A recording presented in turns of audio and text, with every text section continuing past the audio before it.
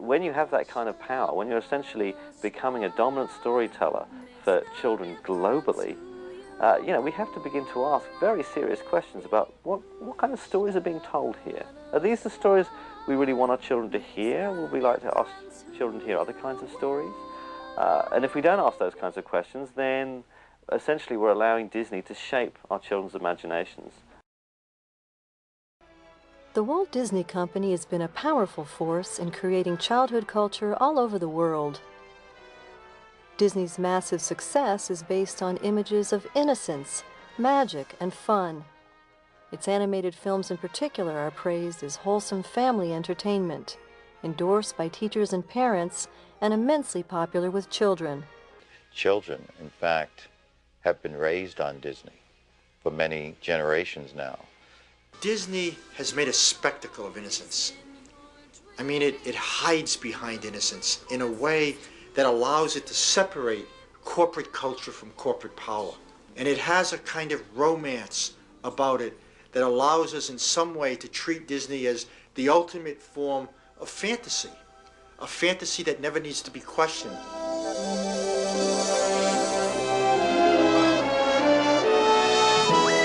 Disney is a transnational media conglomerate, owning TV and radio networks, cable systems, internet sites, music studios, media production companies, magazines, sports teams, theaters, and theme parks. As a result, Disney exerts a tremendous influence on national and international popular culture. Media conglomeration raises fundamental concerns about its impact on democracy.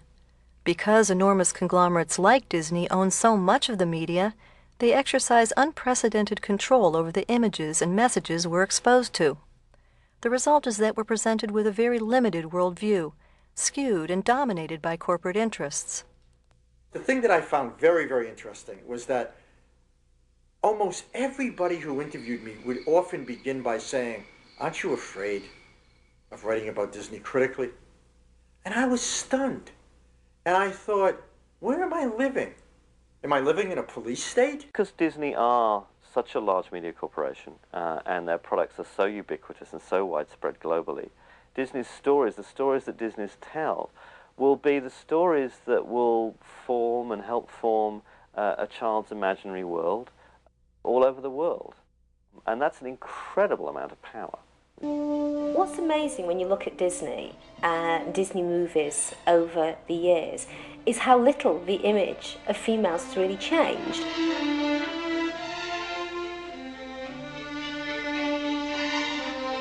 You still have the same highly sexualized female body with the big breasts, the tiny waists, the fluttering eyelashes, the coy expressions, the seductress.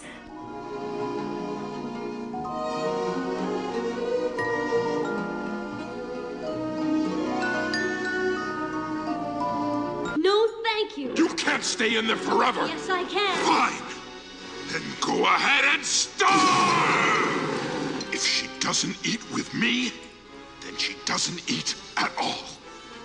And yet the whole thrust of the story is that she returns to him, that she socializes him, that she excuses him, that she reinterprets his rage and his abuse as temper.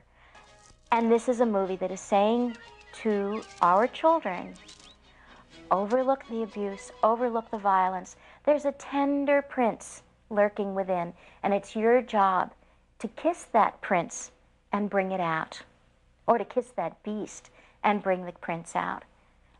That's a dangerous message.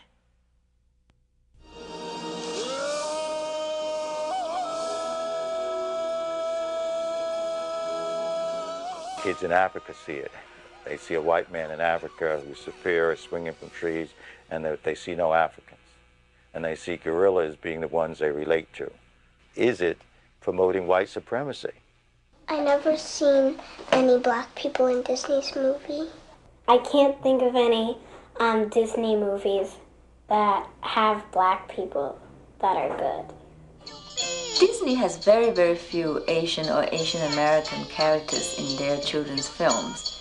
And that's probably why the Siamese cats really stand out for me.